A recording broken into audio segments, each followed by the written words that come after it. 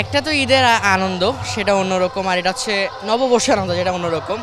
এক হচ্ছে ঈদ, যেটা আমি মুসলিম হিসাবে করি, এটা হচ্ছে নববর্ষ, এটা আমি একজন বাঙালি হিসাবে করি। এখন যখন দুইটা আনন্দই যখন একসাথে একে পরপর করা হয়, তখন এটা আলাদা রকম একটা অনুভূতি। আমি আজকে আসলে 12 বছর পরে বিয়ের আগে ছিলাম, আমি আসলে এখানে ছিলাম, কিন্তু বিয়ের পরে চিটাগাঙে থাকায় আসলে আমি অনেক বছর এনজয় করতে পারিনি।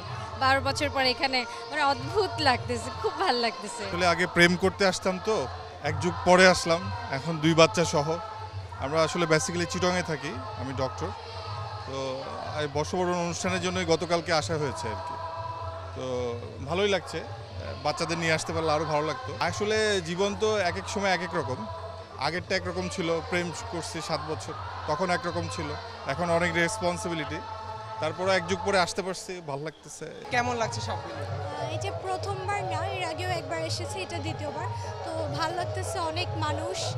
তো এটা মনে হয় রমজান টাইমে পড়ে নেই দেখে মানুষ বেশি, তো সবাইকে দেখে ভালো লাগতেছে, একটা বৈশাখ ভাইব আসতেছে, কিছু মিলে মানে সুন্দর।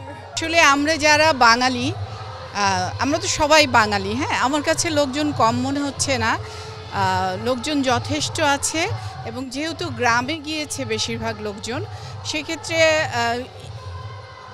গ্রামের লোকজনগুলোকে আমরা পাচ্ছি না। কিন্তু আমাদের বৈশাখ আসলে আপনি দেখেন ভরে গেছে, আমাদের উদ্যান ভরে গেছে। আমি যখন আসছিলাম ভোরবেলা শাহবাগের রাস্তা দিয়ে, আমার এত ভালো লাগছিল যে ছোট ছোট মিছিল, লাল সাদা পাঞ্জাবি, দেখার মতো দৃশ্য।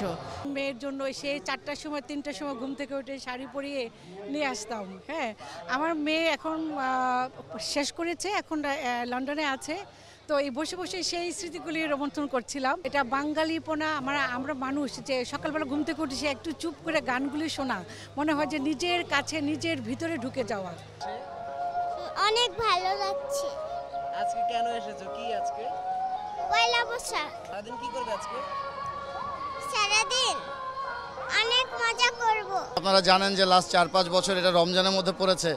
সো আমার মেয়ে হওয়ার পর থেকে আমি আসলে ওকে মেলায় নিয়ে আসার ওই সুযোগটা পাইনি। সো আমাদের দুজনের এটা প্রথম পয়লা বৈশাখ, যার কারণে আসলে আমাদের খুবই ভালো লাগছে। হ্যাঁ, অন্যবার থেকে এবার একটু লোকজন বেশি। আজকে এমনি এখানে আসলাম, মেলা দেখবো, এই ঘোরাফেরা হবে।